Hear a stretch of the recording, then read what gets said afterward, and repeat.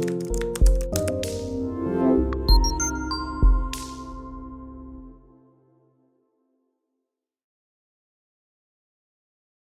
இதுவரைக்கும் நம்ம பேஜை சப்ஸ்கிரைப் பண்ணாதவங்க கீழ இருக்க ரெட் பட்டனை சப்ஸ்கிரைப் பண்ணிட்டு பக்கத்துல இருக்க பெல் ஐகானை மறக்காம பிரஸ் பண்ணிக்கங்க.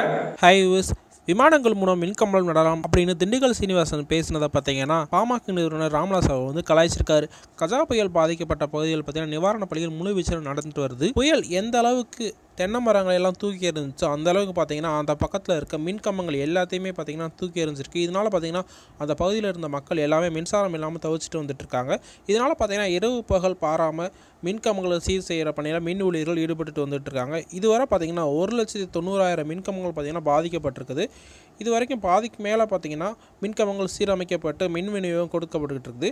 நாகை மாவட்டத்தில் வேதாரண்யத்தில் மின்சாரம் கொடுக்கறதுக்கான பணிகள் வந்து முழுமையாக நடைபெற்றுட்டு இருக்குது.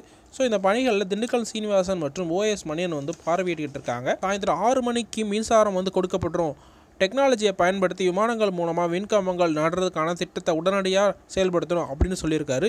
இதை கேட்ட அதிர்ச்சி அடைந்த OS மணியன் உடனே அது சாத்தியம் கிடையாது அப்படின்ற மாதிரி மறுத்திருக்காரு. அதுக்கு திண்டுக்கல் சீனிவாசன் என்ன சொல்லியிருக்காருன்னா, வெளிநாட்டில் கடலுக்குள்ளே பாலம் கட்டுறாங்க, கடலுக்கு அடியில் ஒரு ஊரே உருவாக்குறாங்க, ஏன் நம்மளால் மின்கம்பம் நட முடியாதா அப்படின்ட்டு ஒரு எதிர்கேள்வி கொடுத்துருக்காங்க. அவருடைய இந்த பேச்சு பார்த்தீங்கன்னா சமூக வலைதளங்களில் ரொம்பவே வைரலாக பரவிக்கிட்டு இருக்குது.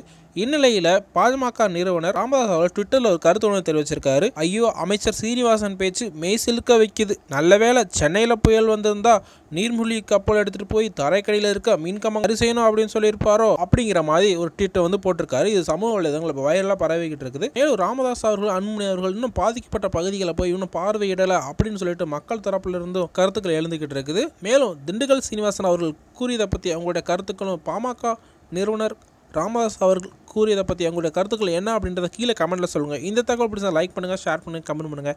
மறக்காமல் நம்ம சேனலை சப்ஸ்கிரைப் பண்ணுங்கள். இது போன்ற பல தகவலை தெரிஞ்சுக்கிறதுக்கு அந்த பெல் ஐக்கானை ப்ரெஸ் பண்ணுங்கள். தேங்க்யூ.